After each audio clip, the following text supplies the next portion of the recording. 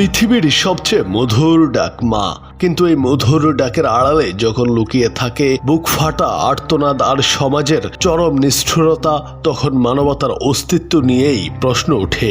নোয়াখালীর সুবর্ণচরে এমনই এক হৃদয় বিদারক ঘটনা সাক্ষী হলো মানুষ।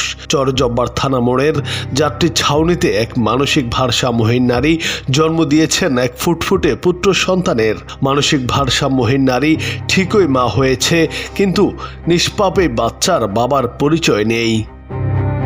স্থানীয়রা জানান, গত কয়েক মাস ধরে সুবর্ণচর উপজেলা পরিষদ ও চরজব্বার থানা এলাকায় ভবঘুরে জীবন কাটাচ্ছিলেন এই নারী। নিজের ভালো মন্দের বোধ যার নেই, সেই অসহায়ত্বের সুযোগ নিয়েছে সমাজের কোনো এক নরপশু।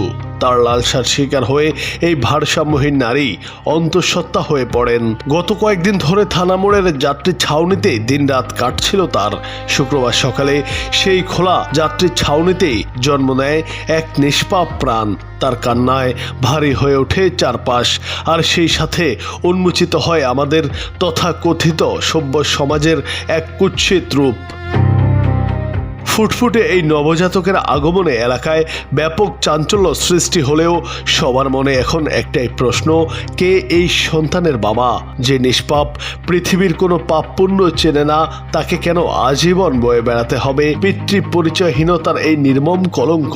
নিজেরই ঠিকমতো যত্ন নিতে অক্ষম এই অবুঝ মা কি পারবেন তার সন্তানকে রক্ষা করতে, নাকি এই সমাজ তাকেও গিলে খাবে? এই নিষ্পাপ প্রাণের দায়িত্ব এখন কে নেবে, তা নিয়ে চরম অনিশ্চয়তা দেখা দিয়েছে।